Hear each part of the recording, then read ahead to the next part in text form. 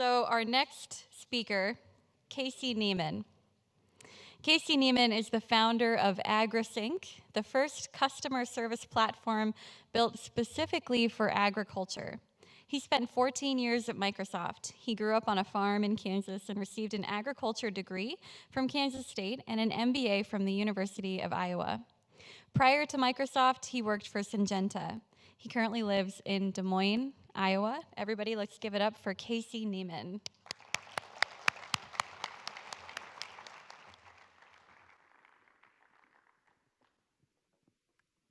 Kaylee, appreciate it. All right, good afternoon. We can turn the lights up just a little bit. They saved the sexy part of agriculture support for late in the afternoon, so I'm so excited that you all stayed.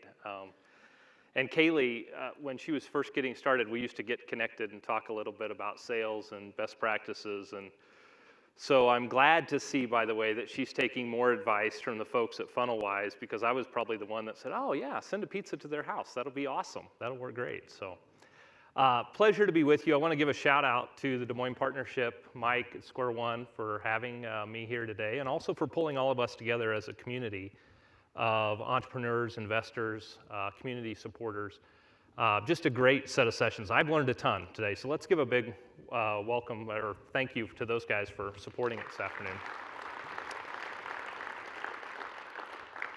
So we're going to talk a little bit about this notion of how do we grow, how do we accelerate sales through kind of our channel and through our customers. And I want to share with you both perspectives that I learned while I was at Microsoft, and then also a list of things I've learned that are broken as I go through and try to build out a startup. And so it's important to recognize this afternoon that a lot of our speakers today have come up and they said, hey, here's the list of things that we figured out and passed on a lot of knowledge. I'm going to share with you a lot of things that we don't yet have figured out. And I was joking with Mike when he asked me to do this. I said, well, this will be a good exercise because it'll force me to kind of write down the things that as a young startup, an early stage startup, we're still trying to learn. And I'm sure some of you might be able to relate to that. When we see kind of good best practices and how to do things right, at the end of the day, there's probably still only 1 or 2 or 3 of you that are working on this. And execution is extremely hard. And just the notion of entrepreneurship is really hard. As Kaylee mentioned, I did spend some time at Microsoft before kind of jumping off the ledge and doing a startup. And some of you are like, why would you leave the cushy world of Microsoft or these enterprise sales things? And my wife asked me that question on a daily basis. In fact,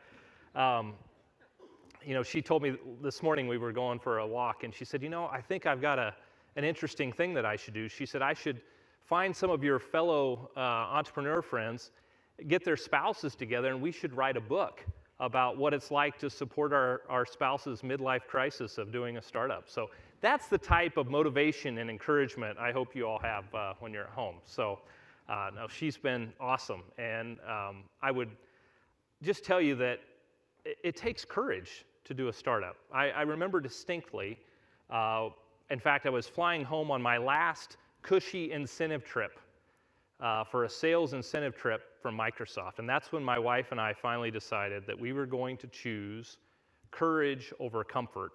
And she was going to be with me in this journey of pursuing a dream to start up a new business. And I think for all of you in the room that are building out new businesses, it does take courage to do that. It's hard.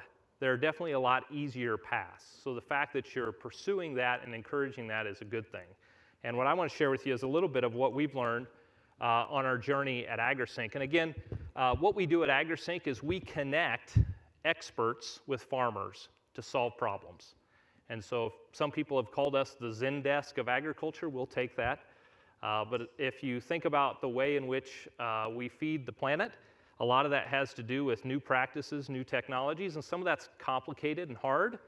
And so what we do is we connect the smart experts that are out there that a farmer relies on, and we allow them to provide real-time communication and support to their farmer customers. And as I've said many times before, if you're going to build an ag tech startup, you should absolutely do it in Iowa. So tell all your friends that and tell them to come in and sign up for the Ag Accelerator as well. So I love this quote because This quote scared me to death when I was at Microsoft, and I think also provides one of the greatest opportunities now that I'm in a startup. And it talks a little bit about distribution and growth from some pretty reputable folks, right? Andreessen Horowitz. But it's basically the battle between every startup and incumbent comes down to whether or not the startup gets or executes on distribution before that incumbent gets innovation. Now think about it. All of us here today, if we have a startup, we want to grow, right? We want to develop. We want to get and understand distribution. Think about the companies that we're all well aware of today in the startup world that have just executed on distribution. To some degree, they've disrupted the distribution of the current model as the whole basis of their business. Anybody want to throw one out? A company that's disrupted distribution, changed the way that we get something, a product, a good, or a service? Uber, Amazon, Tesla, Netflix, one of my favorites. Who's that? Access Century. Yeah. So think about the companies. Uber's a perfect example, right? They've completely disrupted the way in which transportation works, and they've got bolder ambitions. Netflix. I saw a documentary the other day, and it was showing like the last Blockbuster store on the planet. Was it somewhere like in Alaska or something? They still had a Blockbuster store. It was like the very last one. Now, it wasn't very long ago. That was like an event. You know, we'd go to Blockbuster, we would walk around for hours looking for one movie, and then they'd be out of it, and then we'd go home and cry, and we don't have that problem anymore, right? Amazon started out with a very traditional kind of non-tech thing in the way that we distribute books, and now look at what they built. Again, distribution, if you look at the book that was referenced earlier, Third Wave, right? It talks about that as being a key element as far as how things get done. And in our world, I think about part of our mission is we want to distribute ag knowledge in a different way. We think that there's a shortage of ag expertise, but of that shortage, there's a whole lot of it right here in the Midwest where we live. And we think in order to feed a hungry planet, we need to distribute that knowledge in a meaningful way. And that's a big part of our mission. We think that unlocking the human element of distribution of ag knowledge is core to our mission at our company. But I would also say that this notion of distribution is a fundamental opportunity for all of us as entrepreneurs. We have an opportunity to really get and understand distribution in a way that's disruptive. Brian, if we think about the insurance tech space, a lot of the reason I think the big companies want to invest or partner in the insurance tech space is they realize that insurance fundamentally, and financial services as a whole, has a lot of distribution problems that perhaps entrepreneurs can solve. So how do we go about tackling some of those things? And when we think about growth and the notion of how do we get distribution, how do we get users and usage, I thought it would be kind of interesting for us to hear from Alex Schultz, the VP of Growth at Facebook. And how many of you have signed up for Y Combinator's massive online course that they're teaching this year for startups? Anybody? Am I the only nerd that signed up for that? So highly would recommend it. So combination of Y Combinator and Stanford, they put together this massive online course where on a weekly basis they have a number of different speakers. And this is kind of the first time that they've opened it up as a massive online course that you can sign up and enroll for. And I love it because it's like on demand, the best people from Stanford and some of the different startups that come in and speak about some of the fundamental challenges we all have. And they did a couple of series around growth. And I thought it was really interesting because a lot of us today, we've talked about how to acquire customers, right? How do we get those first new customers? Listen to what Alex here says about the fundamental driver of growth. Can we go back to that and maybe you can help me play that video? There you go.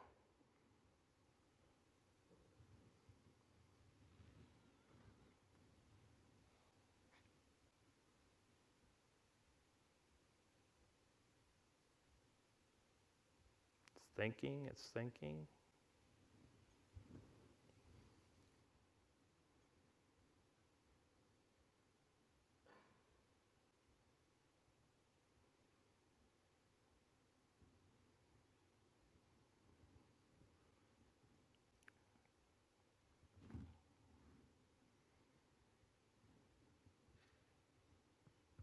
I'll give it just another minute before we assume that because I'm a Microsoft alum, the PowerPoint gods are going to let me down today, which is typically the case.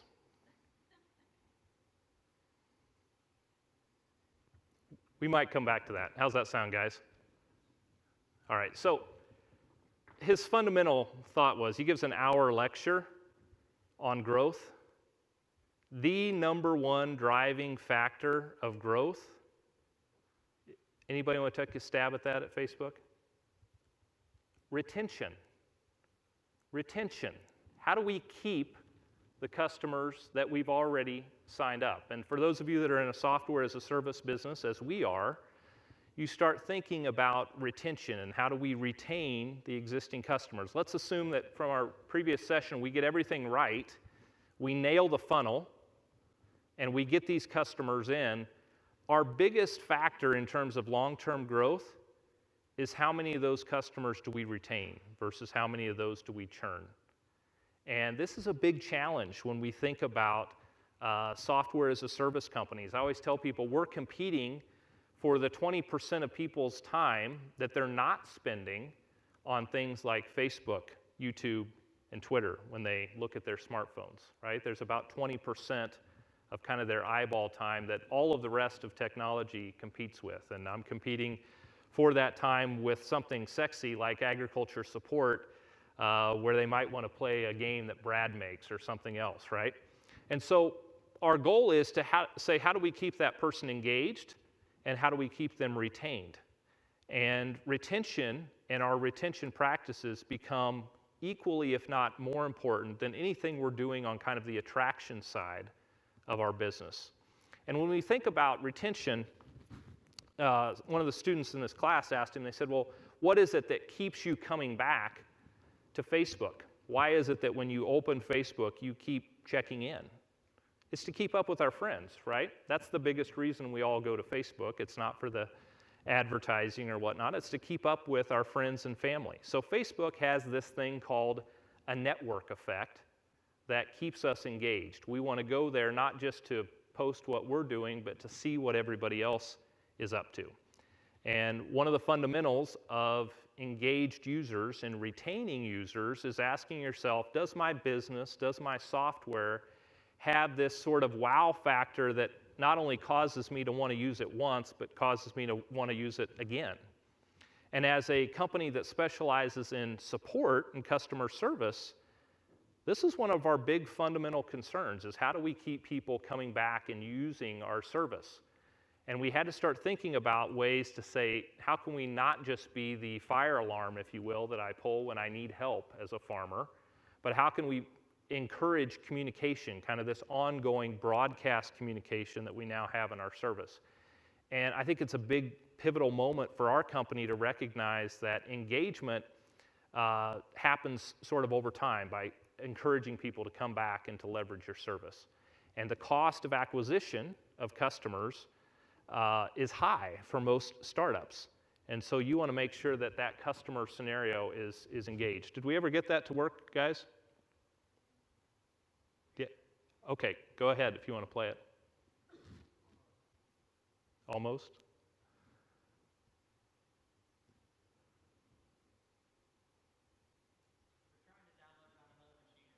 Okay, we'll come back to it. No big deal. All right. So let's talk about those kind of first customers. About a year ago, we were launching our service for the first time, and I was so excited, right? Because we finally had our service sort of working, and I thought, awesome. I've got this vision of what our service is. A customer also has some expectations about what your service is. And most of the time, this is what that interaction looks like, right? The customer thinks something's happening, and in the background, it's kind of your first date, right? And I think that one of the challenges we run into as startups is not choosing wisely our first customers. I love the discussion this morning about going in and telling those customers that, hey, we're going to be a you can join the club or whatever he called it, where he went and sat outside their office and kind of learned all of their fundamental flaws. Brilliance. That is awesome. But choosing those first customers wisely is important. And I would tell you today that we made some mistakes there that I wish I could roll back in time a little bit, because we had some larger customers in our space that were really saying, hey, this customer service situation is a problem, and when you have something, even if it's beta, bring it to us. And we did, and it was beta, and it was like playing with lighter fluid for a few days.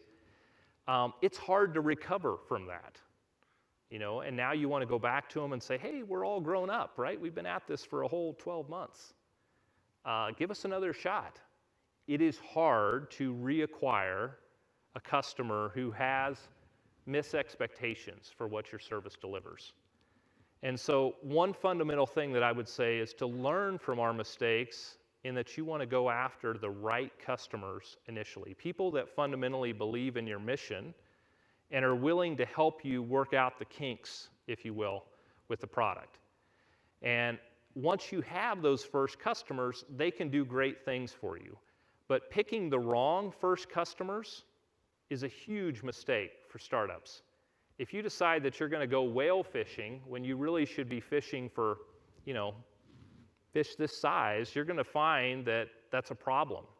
And I think especially for startups who maybe are selling into that Fortune 500 space, you might find that you're just handing them over your ideas, your problems, especially if they have a development company.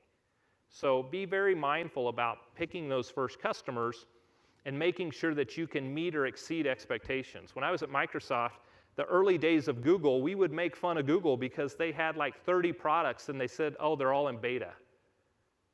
And Microsoft and IBM and Oracle, we'd go in and we'd be like, hey, you can't take Google seriously. Look at all those products. They still list them on their website as beta.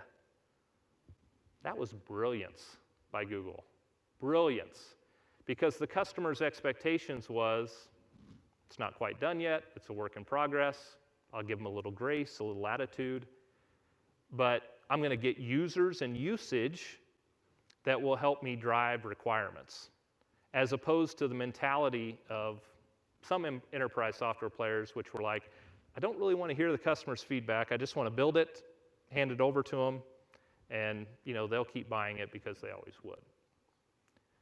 If I could go back in time, I would have put my product out there early, my MVP. I would have gone after some of those customers, but I would have listed it as beta to kind of help set those early expectations.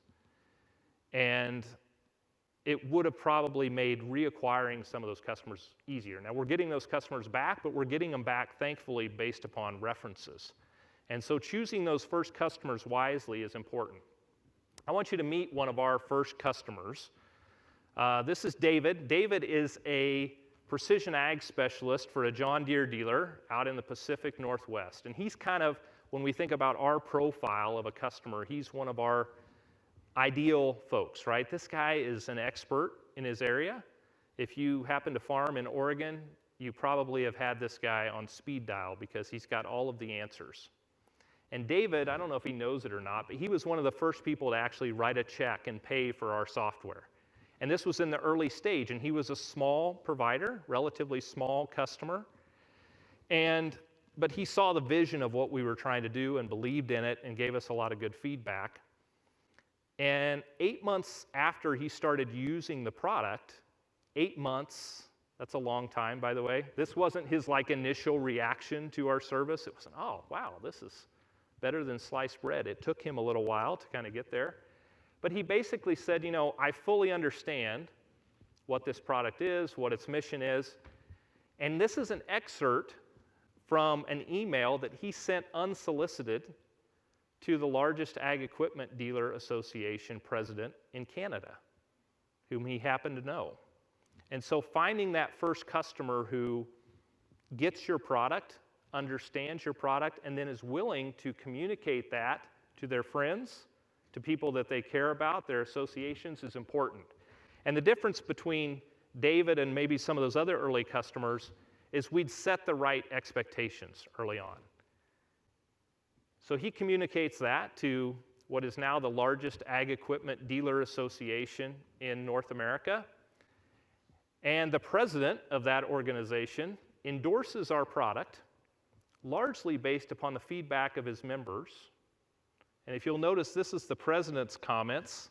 They look really similar to David's. So when we start thinking about really good growth, part of the way is to figure out who are those first early customers.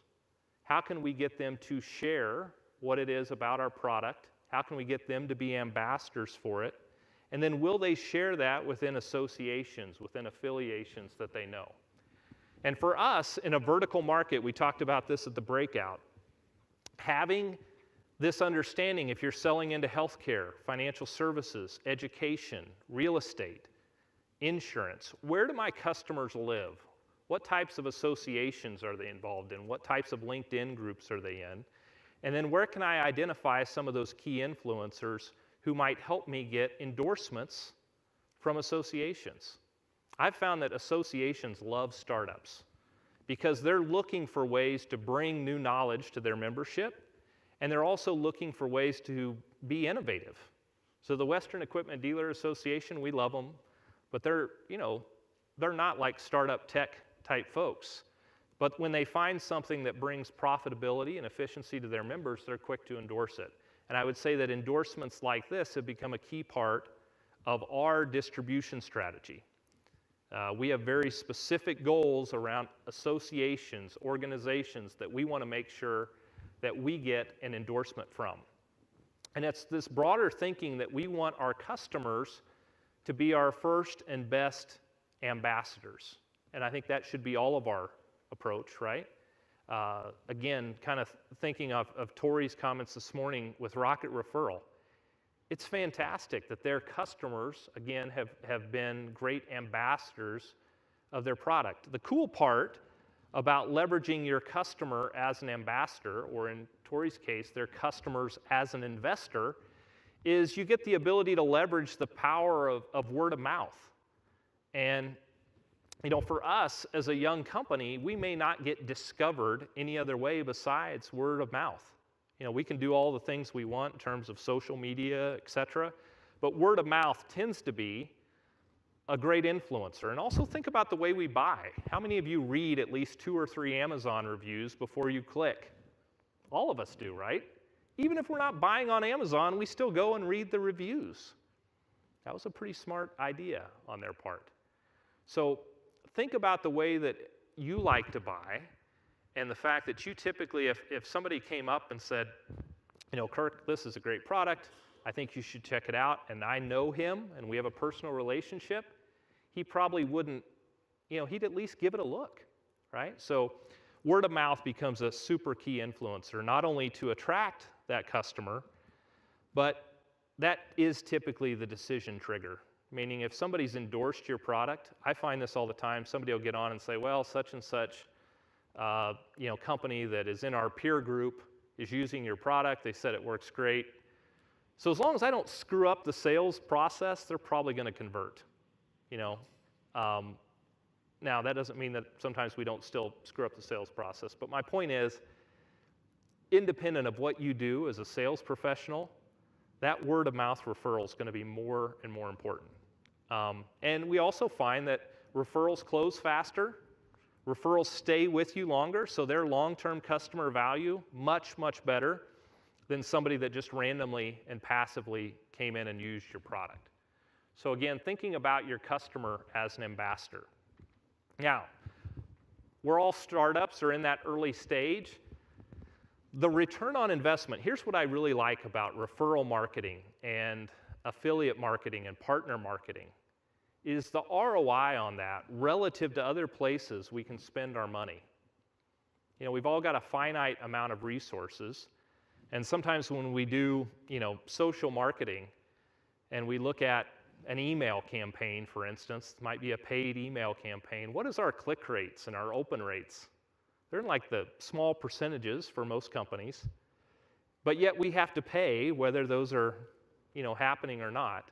The beauty of referral marketing or partner marketing is a lot of times if we're giving a mutual benefit both to the person that signs up and the person who referred them, we only pay for that when somebody converts. And so what I love as a frugal entrepreneur is that we pay for things that actually execute. We're not paying for a lot of things that don't execute. So, if you ask, would I spend thousands of dollars on sort of a traditional agency or media buy that is hard to track and hard to determine if it converts? What I love about referral and affiliate marketing is if I'm being rewarded for recommending a product for Kurt, I only pay if he actually signs up for the service. And so we look at referral and affiliate marketing as a really solid ROI in terms of alternatives. Any comments on that? Thoughts? But just think about paying for conversions and what your conversion rates are on traditional sales, traditional media, et cetera, relative to ROIs for referral. We think that's a pretty powerful approach. Now, there's a lot of confusion about what is a referral and what is an affiliate. I want to talk through what the difference is. By the way, both are good. As startups, we would take lots of both of these, would we not? One of them is a little bit better than the other.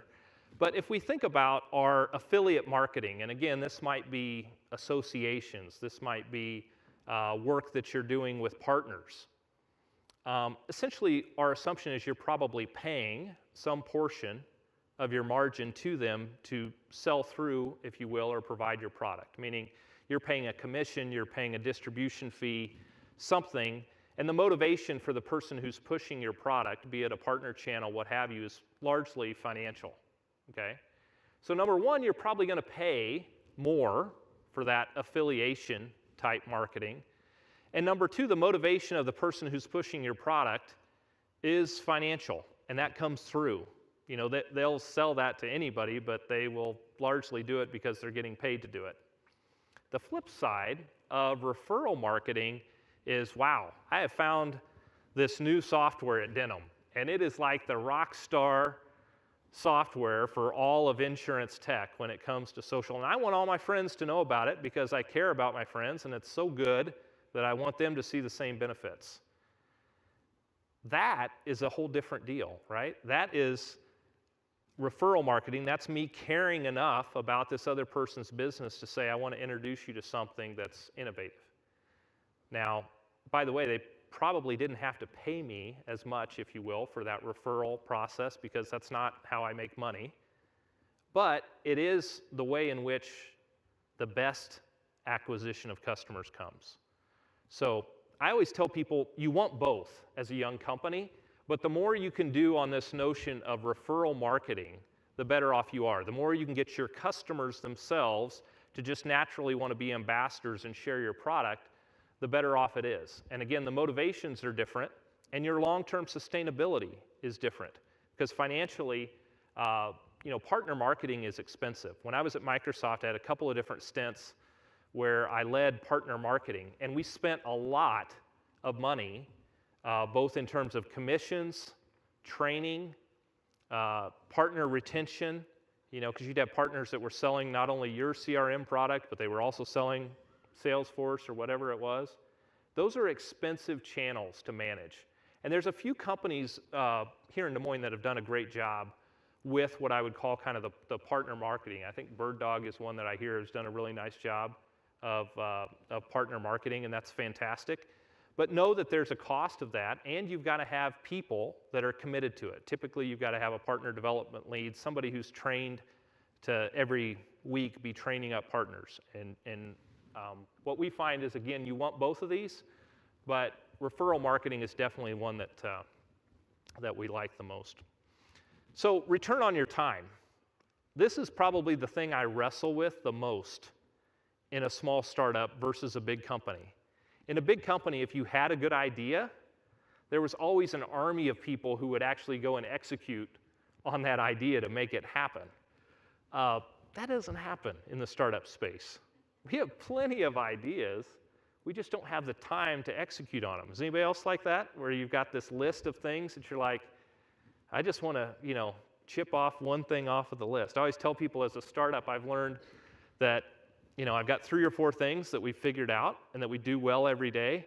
And then I've got this whole long list of things that we haven't figured out that someday I hope to get to, and I'm just keep, putting them in Trello, right? Per Levi's coaching, just put it in Trello, eventually it'll happen. So I'm keeping those lists in hopes that we can execute someday. All of us have a shortage of time. And I think this time factor is almost bigger than capital for a lot of us as far as the limiting factor on our growth. And choosing where we spend our time is a big part of how well we execute. So I'll be honest, I'm in this dilemma right now.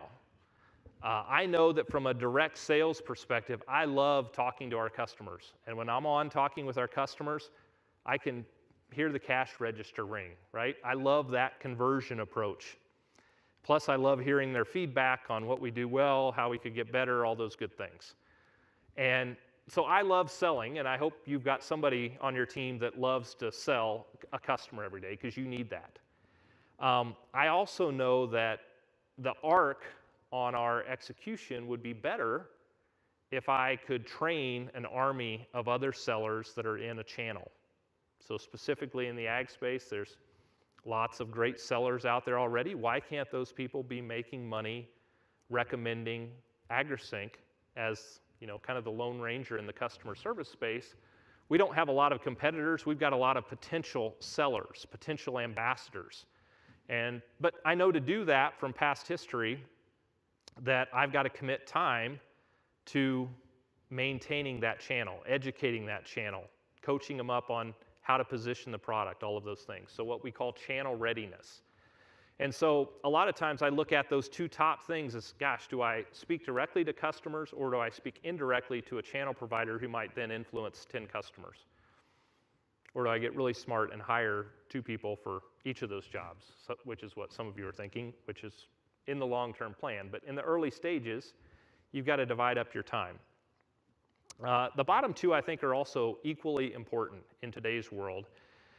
And that is this notion of content marketing and marketing tool automation. And we've talked a lot about the digital world we live in and how to create content. So, again, I look at the guys at Rocket Referrals. Carl, I don't know if he's still here or if they've left, but early on I saw some work that they did, and they have just an awesome approach to content marketing. The ebook is one example that they brought up, but Carl has actually written a ton of articles that get published in insurance magazines because they're hungry for expert content. And so they've really done a nice job in a vertical of what I would call content marketing, becoming the expert, and instead of having to buy a full-page ad in some boring insurance magazine, they're featuring that content based upon the fact that they're a known expert. And content marketing is hard because it's kind of, as a startup, the stuff that you do in your off hours, right? It's in the evenings after the kids go to bed, in my case, that you sit there and go, oh gosh, I've got to write a blog post, or I've got to go put together this type of white paper. Content marketing, I think, is very hard. And certainly you can outsource all of that. I haven't really found startups that do well outsourcing their own sort of content expertise. Having the notion that everybody on your team is an author is a thought that I like. And that means, what are we doing to make sure everybody on the team is an author? Not everybody's going to get published in, prestigious magazines like Precision Farming Dealer, right? Some we might just have posts to Facebook or Twitter, but figure out where are my customers spending their time and what are they reading, and what am I doing in terms of content marketing? And then the other piece is on marketing tool automation. I've always wished that we would have just kind of a nerdy hour or 2 conference of all the startups in Des Moines where we each came and said, here's 2 or 3 tools that we're using in our business that are making me smarter, right? Tools like, or services like FunnelWise, Marketo, Zapier, things of that nature. And then, are you really good at it? In my case, I'm always trying to find somebody that's an expert at a certain solution. So I was picking on Levi earlier because he helped me get good at Trello. It took him an hour and a half one day, but he was kind enough to say, I want to show you a way to get better. But this notion of marketing tool automation, companies that get really good at that, they free up cycles for much more strategic things. So any comments on return on time? Does anybody else wrestle with this? Meaning, which one of these quadrants do they spend their time, or am I the only one? Okay. I think it's a big challenge for us. All right, so we talked a little bit about the notion of understanding who your customer is. We think that video is a great way to sort of relate and convey to our customers who typically have relatively short attention spans on what value we provide. How do we get it in the customer's words in a 30, 60-second soundbite? We live in a world, at least in our sector, where the experts that we're trying to sell to typically will not take, an hour and a half, 2 hours to read a comprehensive white paper on customer service. But what they will do is they will watch a quick video that highlights somebody that looks like them, has the same issues they have, maybe they can identify with. And we use video a lot, I know Kaylee does as well, in just communicating our use cases. And I think especially if you're in a vertical market, figuring out your persona, right? What is the persona that you're after? And then identifying and capturing those video testimonials is a super key scenario. And you're in good shape on this one? Go ahead. I'll let you push the button. Yes.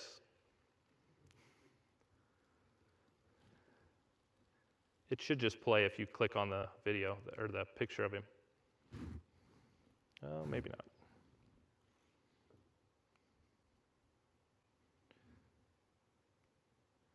I'll let you click on the actual photo of him on the right. There you go, down at the bottom there's a little play button.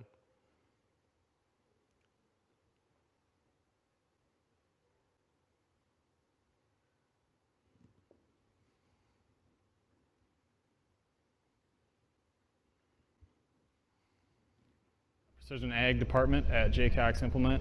We're using AgriSync as a resource for our customers. When we're at a different area and our customers need something stat, we can use AgriSync to dial in their issue on their monitors or any electronic aspects that are needed. We've also used it back and forth as from text to text and troubleshooting within the company. So really looking out for our customers and just trying to find something that's reliable and accessible to them. Now, Malik is never going to be an actor, by the way. But can I relate to him if I'm in this line of work? Absolutely, right? It's 105 degrees that day in Worthington, Minnesota. He's probably been in 3 or 4 messy situations, but he solved a couple of issues with our service, and he'll make his daughter's softball game tonight. And again, showing sort of this persona of your users and not trying to gloss it up, but find people who are actually in the trench, who are actually doing those types of things. And we find that these video testimonials of our customers, of all the things that we do with digital, social, meaning we can dress up and create these very fancy type things, doesn't matter. You get the smart guy who they can all kind of relate to, that does the same type of role, they get that. And in our world, we try to have folks that, some have the red, some have the green, some have different. We're very conscious of making sure that our video testimonials work in that regard.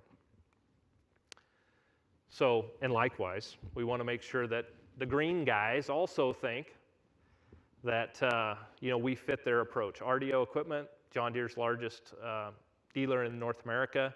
Again, a customer who started out early with us, gave us a ton of feedback, and now is standardizing on our product. And they're definitely one of these customers who is big. They're large. They have a huge marketing presence, and they've probably done as much, if not more, to market our product than we have. But finding those early reference customers, and in our case, we make it really easy for them to give us a quote, allow us to do a video testimonial. I can remember when we were gathering testimonials at Microsoft, we would hand the customer like this 5-page agreement that, I don't know what it said in it, never sue us please or something like that. Be easy to provide references for, because what we found is, again, customers in our world, we're showing them how to hopefully deliver better customer service. They want to highlight that, right? Who wouldn't want to say that they care about customer service? Same way with Rocket Referrals. Who wouldn't want to say that we care about communicating with our clients? So finding those reference points and, again, putting pictures to it, making those real people that you can leverage in your presentations. We found that to be super valuable. All right, let's talk a little bit about two different scenarios on scale. Because we're always in a hurry, we're always trying to figure out how can we optimize the day. And I think Seth does a nice job of, on the left, talking about things that you don't want to automate, that you don't want to scale. Thinking about the way to personalize kind of your business. So, writing that handwritten note to an employee, to a customer, when they've got a special day, take the time to do that. Take the time to sort of make those personal scenarios. He talks about, when you've got a long-term patient that needs to hear that you're planning on how she'll beat the cancer, you don't sort of rush through that discussion. When you've got a customer who's got a problem with your product or service, stop, pause, listen, soak that up. My point is, those are what I call those, moments in time when, as entrepreneurs, we need to stop all the noise and listen and be diligent about what our response is. And sometimes it's those crucial conversations with employees, with customers, but they need to understand that we care. And that's a lot more important than sometimes the next bell or whistle. We were on with a big cooperative up in Canada last week, and their first comment of the meeting was, wow, you guys really care about us individually. Somebody, had a challenge or issue, and we followed up right away, and they said, they were measuring us. They're still in a trial of our service, but a big part of their measurement for us was, what's our customer service approach like? We're a customer service platform. Do we live that in our values? I always tell our team, we kind of have to be held to a higher standard because we're selling customer service software. So the expectation is we take the time to make it personal and support customers that have questions for us. Now, I think to do that and do that well as an entrepreneur, you have to be a ninja on the backside of automating all the stuff that doesn't really matter, that doesn't need your immediate time. And the best people are the ones who have freed up enough of their time that they can take these crucial conversations with customers and know on the back end that their drip campaign is being automated or that their social media event calendar is happening automatically. And so we talk a lot about tools that can help us scale. These are a few that we leverage within our organization. Some of these that were mentioned earlier today as far as CRM and MailChimp and MailList. Referral software, we're just getting into this space. So tools like Ambassador or iDev Affiliate, obviously social tools. Again, we use a lot of video tools. We always try to say, what can we do with video in 30 seconds that is quicker, faster, and more meaningful than a 2 or 3 page white paper that our customers may never see? So I think as young companies, you want to look at things and say, all right, I've got two approaches. One, what can I automate? And then if I do that automation well, what does that allow me to do in terms of freeing up time to be more human, more personal? Think about the best people that you follow on social media. Where's Benovator at? He's in here somewhere, right? Part of what I love about following him on social media is he's real. He's human. And to do that and do that well, you've got to, on the backside, have been able to automate some things. And again, a lot of these are a work in progress for us or more aspirational, but I think that's really important as a young company who's trying to build a brand. So before we open up for questions, I want to talk a little bit just about a few things that I learned as far as getting prepared to share with you a little bit today about our journey as a young company. And again, the nice part about today, we've heard from companies who are at different phases of their business, and we'll hear more here soon from Ben Adwala. But think a little bit about where your organization is at and what is on kind of your checklist of things that you say, hey, I'm going to try to figure that out this quarter, this month. These are some of the things that for us, we're absolutely trying to figure out. What is our defined kind of retention strategy? Again, back at the very beginning Facebook video, did you guys ever get that up, by the way? Sorry, I keep like giving you 2 seconds worth of, I'd love to have them see what Alex said at Facebook about retention. But retention is so critical, and you're not typically thinking about it right out of the gate. When it comes to roost is, a year into your contracts or a couple years into your contracts, and you're saying, what is our retention rate? What is our cost of acquisition? What are we doing? Go ahead and play that video from Alex. We'll hear what Facebook thinks about the importance of retention. Have a growth team at Facebook. So what matters most to growth? The single most important thing to growth is retention. Adam commented on this in his talk, and he showed you cohorts from some real company. But here is a stylized cohort of how you should look at retention. The number of days from acquisition is on the x-axis. On the y-axis is the percent of people who are still monthly active. I care a lot about using monthly active, not daily active, not weekly active. There are really good arguments for using daily active that people say all the time because it's about intensity of usage. But what really, really matters is that you've got skin in the game and people come back to your product at least once a month. And then you build on top of that engagement, revenue, whatever your key metrics are, which we'll get to in a minute. But firstly, I believe monthly active is the most important thing. The second thing is, how do you really calculate it? And he goes into this long, complicated discussion about how to calculate retention, and there's actually multiple theories there. My point is, retention is really important.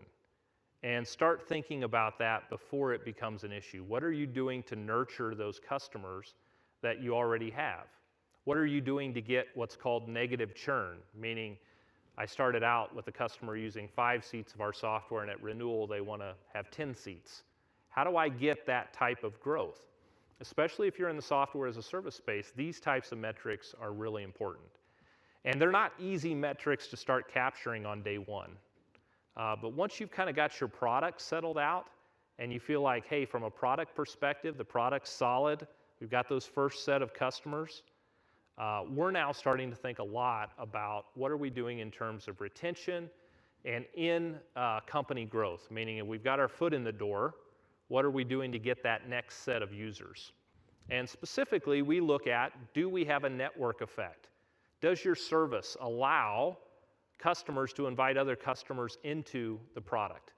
Is there an easy way for people to share that they're having a good experience? In our case, similar to a Facebook or LinkedIn invite, a farmer can invite in additional advisors into our service. That's a much more powerful invite than a sales call from us. Meaning if they're customers inviting them to use our product, that's going to have some stickiness to it. What are we doing in terms of association endorsements? We talked about this a little bit. And again, I'll try to give some examples. A great tool that we use with our development team for video-based collaboration called Loom. They've got this really simple little widget inside of their tool that allows me to easily share the fact that this is a cool tool. And does your product have an ability to share or bring about a network effect in terms of referrals? What are you doing in terms of video testimonials? I just trained up all of our new interns from Iowa State, and one of their weekly metrics is capturing video testimonials, more testimonials like Malik, that people can actually relate to. And then also, what do you have in terms of website testimonials? If you go to Rocket Referrals website, if you go to our website, several others, try to have those referrals on your site that people can basically relate to. How easy is it for a customer to give you feedback? At FunnelWise, they were talking about the sort of chat widgets. We leverage those as well. I'm shocked at how easy that is for the random person to give us feedback or to ask a question. So part of it is, are you where your customers are at the right time? And then what type of feedback? Are you doing really good content-driven marketing? Again, think back to the articles that Carl writes and your blog posts, your things that will bring attention to your scenario. The last thing is a give-get discount strategy. Let me elaborate on this. as a young company, you will probably at times have to do some discounting in order to get those first customers. What are you getting back for that discount? Okay, if a customer is asking you for a discount, do they want to buy your product? Yes, right? They wouldn't bother asking you for a discount but maybe they're probably bringing up, well, your product doesn't do this yet, or you haven't done this integration, or whatever it might be. My point is, if you ever give a discount to a new customer, ask, what am I getting back for that? Am I getting a referral? Am I getting a reference? Will they introduce me to 2 or 3 of their peers? Have that sort of defined out as part of your funnel, because that becomes a very powerful marketing piece. And we do this a lot with customers when they say, well, gosh, I wish you did this. And I say, well, we don't yet, because we're kind of like other folks. We like to stay focused on what we do and do well. But we will say, hey, if you will help us with either a reference or an introduction to this peer, we'll work with you on a first-year discount for a seat or 2 or whatever that might be. My point is, have a strategy around the way in which you as an organization, if you do discounting, what's that look like? And I think that's really important. A lot of companies just say, oh yeah, I guess I'll, without any sort of recourse. That's a really dangerous, slippery slope, and you don't want to go there. So have a strategy around what is in it for you as a company in terms of if there is a discount. But these are, again, some of the checklist pieces. The biggest takeaway, I would say, for growth and distribution is figuring out where your customers are living, how you can get your customer to become an ambassador, and then what are you doing in terms of your retention strategy. Last thing I will say is, I know it's a challenging at times, but I've been on both sides of this, and this is way more fun. All of us got up today, and as stressed out, as tired, as whatever you were, you had a goal, a mission in life, right? And maybe you're pushing the rock uphill, but cubicle land in corporate America will always be there waiting for you and be glad to take you in, and be absolutely boring for most of you, right? So, I appreciate the opportunity to come and share some of the lessons that I've had on both sides of this, and also some of the things that we're learning as an organization. The thing that I'm most appreciative of, that as a company, we decided to build here, right? To do something here in Iowa. Obviously, as an ag tech company, we're biased. We think this is the best place on the planet to build an ag tech startup. Not just because we've got the ag, kind of enterprise surrounding us here in Iowa, but more so because of the broader tech community, the broader startup community. The fact that there's a lot of smart people in the room who have taken time with me personally to coach me on different areas of our business, and for that I'm extremely grateful. So with that, I'll thank you and take questions.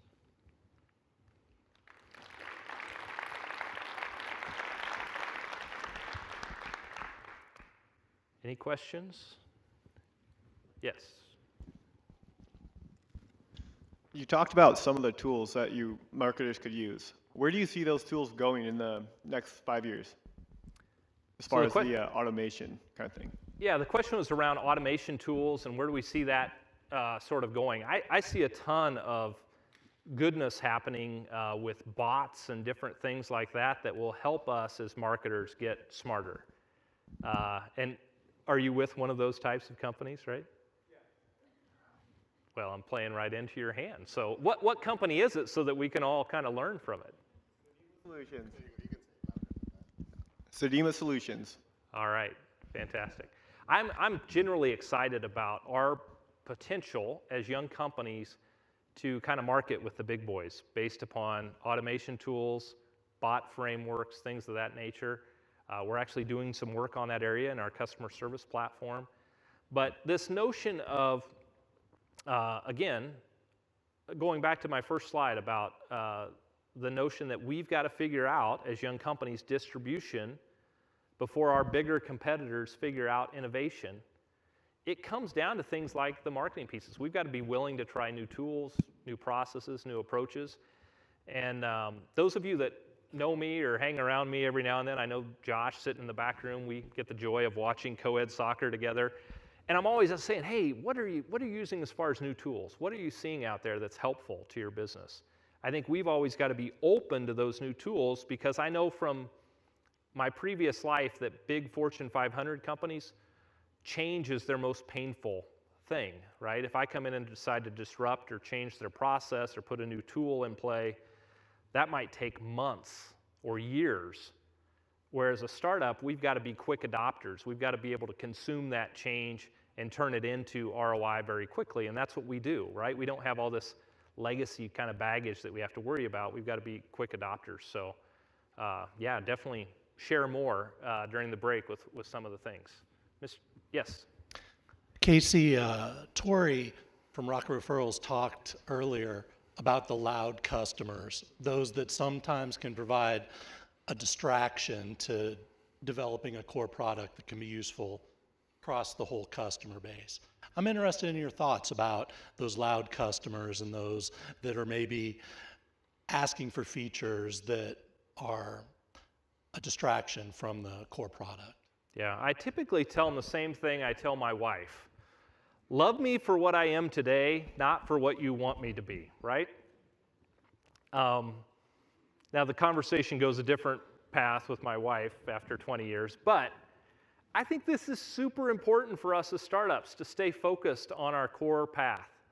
And I'm guilty of it. I love the next bell and whistle like the next guy. And especially when I hear a customer say, gosh, if you could do this and this, then it's all rainbows and unicorns. But my first question is typically, are they an existing customer today? Are they paying us for what we do at our core today? If they're not, it goes in a certain list. If they're an existing paying customer and we see that by unlocking this new feature, this new capability, that we could do more, let's dig in, let's learn, let's understand the requirements, how complicated would that be?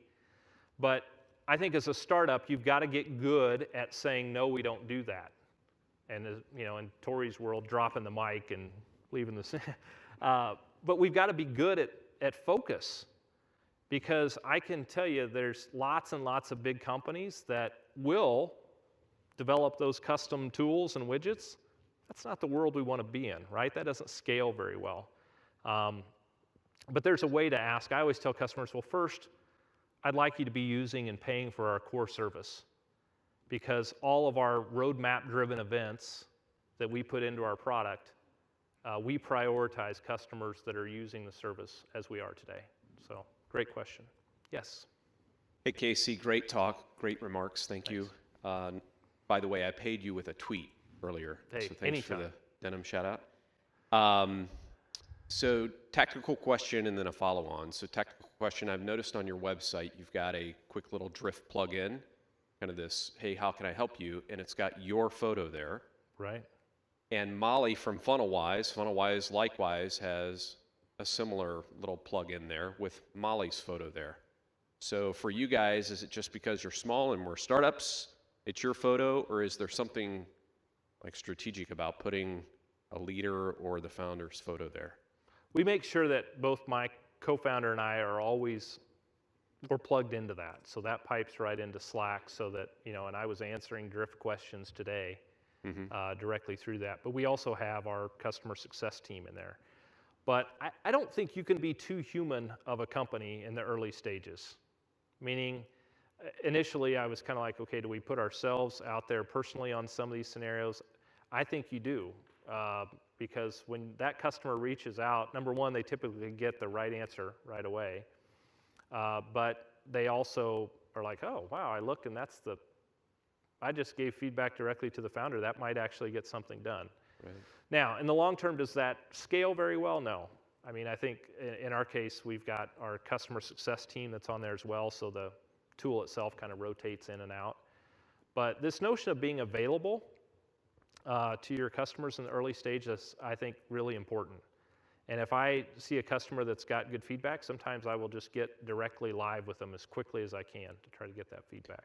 So quick follow-up, and it's related to channel partnerships, channel selling. So how do you prioritize, if you think about profitability, revenue generation and profitability trade-offs related to direct selling versus channel partnerships with potential thinner margins? How do you prioritize kind of where you place focus in all of that? Yeah, so we recognize, and as a company, we've kind of thought about our channel distribution and said, as a percentage of net revenue, what percentage of that margin would we be willing to put into a channel relationship? And I think that's going to be different, by the way, for all companies. So you want to look at what your unit economics are, what your direct cost of sale is. So meaning if I reach out to 100 of those companies directly and acquire them, what's my cost of acquisition versus if I reach out to 10 partners who then go reach out to those same, they each reach out to 10 companies, and how do I make that both profitable for them? So we look at what our cost of acquisition is, and that's usually a good indicator of what types of margin we could, provide to a channel partner. And that varies based upon your company and your cost of acquisition. But I also think that there are places, as we've launched in a couple of international countries, I think we're going to be a much better provider through a channel in some of those countries than we would be if we tried to do that all direct. And so channel economics come into play. And then what, putting in the process so that you can train up and maintain that channel is super important. Massive companies were really built on channel economics. Microsoft's a good example, but there were several, right, that have that capability. And I think channel economics of the 90s is sort of referral marketing of our current state, and that is now that we're all, so connected, I really feel like the ability to do referral marketing is both going to be more cost effective, but maybe a little stickier alternative. So, great question. Yeah. Some of our customers are also startup companies, and we have developed products and launched successfully, and wanted to give testimonials. When I asked, they said it's first to do in their list, but they want to be invisible now because they have full-time jobs. And they're testing the proof of concept, very happy with us, and we are developing more for them. So what is your suggestion in that situation? How can we let others know we are doing things? Sure. The question was around, basically, you might have people that want to be references but don't want to give their sort of full identity. Obviously, if they'll give sort of full identity and a Twitter handle, that's best, right? Because now other people can sort of dig in and relate, say, hey, is that somebody that aligns to me? But, we sort of track several telemedicine companies because sometimes people say, oh, you're the telemedicine of agriculture. So we watch how they do some of their referrals, and none of the telemedicine companies ever put first, last name, anything of obviously patients who use telemedicine. And so they anonymize their referrals, and they'll say, a sick guy in Iowa said, or whatever it might be.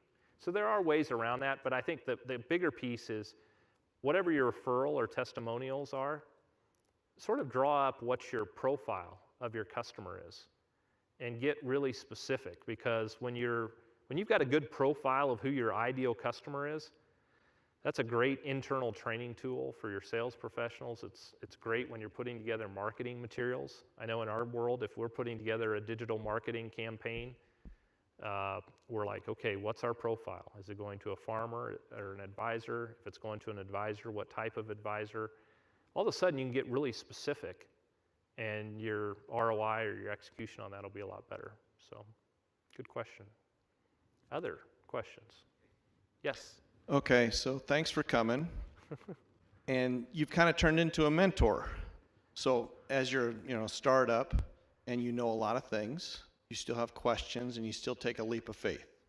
Where do you turn for your advice or for a mentor or to learn things that you don't know? Because there's a lot we don't know from a startup perspective, like maybe accounting or marketing, or you've got this product, do you want to go this way with it or that way? And you can't really do it by trial and error. Right. No, it's a great question. And I think mentorship, I'm a big believer in having mentors and also trying to be a mentor, because I think each of us probably have some gifts to give. We just got to find the right people that need them at the right time. I think mentors change over time. So, while we were here today, one of my mentors in the ag tech space, reached out and said, hey, McDonald's, 8 o'clock in the morning, got some ideas for you. I can't wait for that meeting because I know my friend Dan will probably pour into me because he's 10 years ahead of me in every facet of business, life, etc.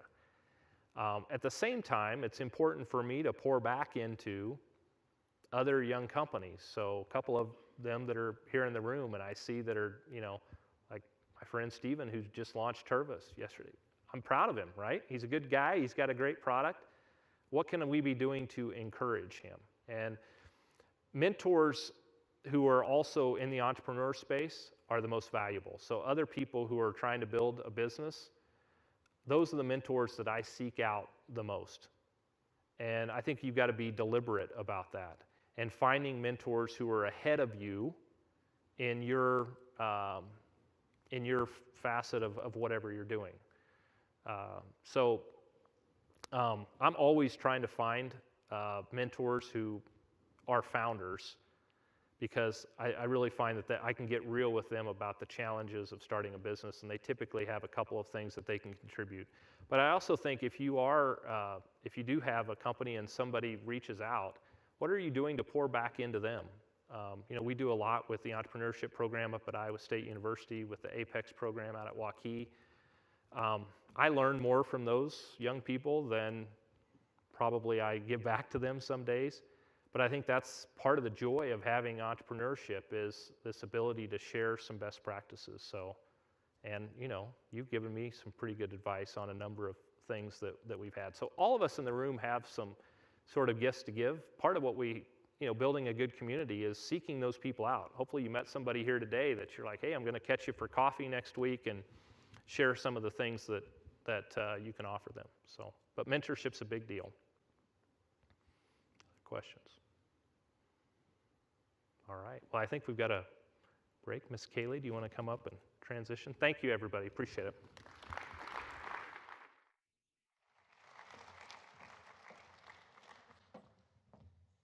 All right. Thank you, Casey. He's good, isn't he? Good stuff. One more round of applause. Thanks, Casey.